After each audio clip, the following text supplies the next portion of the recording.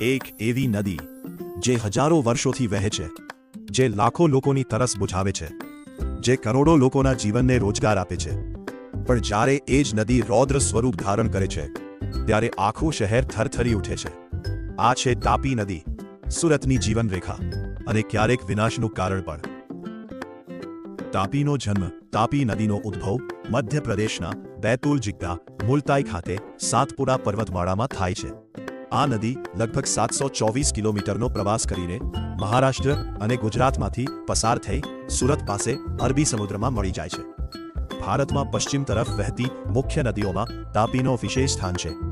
પૌરાણિક કથા હિન્દુ ધર્મગ્રંથોમાં તાપ્તીને સૂર્યદેવની પુત્રી અને યમરાજની બહેન તરીકે વર્ણવવામાં આવી છે. લોકમાન્યતા મુજબ તાપી નદીમાં સ્નાન કરવાથી પાપ ધોવાય છે અને આધ્યાત્મિક શાંતિ મળે છે.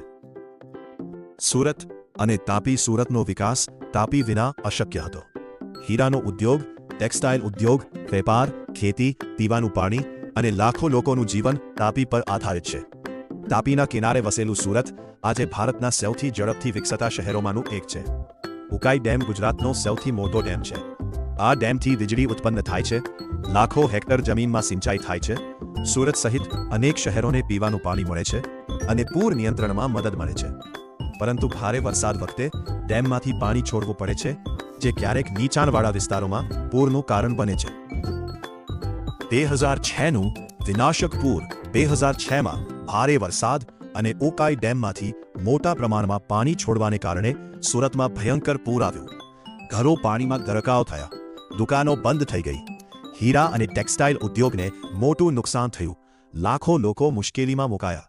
આ ઘટના આજે પણ સુરતવાસીઓના મનમાં જીવંત છે. આજના પડકારો. આજે તાપી અનેક સમસ્યાઓનો સામનો કરી રહી છે. ઔદ્યોગિક પ્રદૂષણ, ગટરનું પાણી, પ્લાસ્ટિક, ગેરકાયદે રેતી ખનન અને નદી કાંઠે અતિક્રમણ. જો સમયસર પગલાં નહીં લેવાય તો ભવિષ્યમાં તાપીનું સ્વાસ્થ્ય વધુ ખરાબ થઈ શકે છે.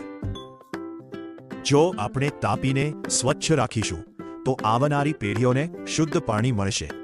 વૃક્ષારોપણ, કચરો ન ફેંકવો, ગટરનું શુદ્ધિકરણ અને નદીનું સંરક્ષણ આપણા સૌની જવાબદારી છે.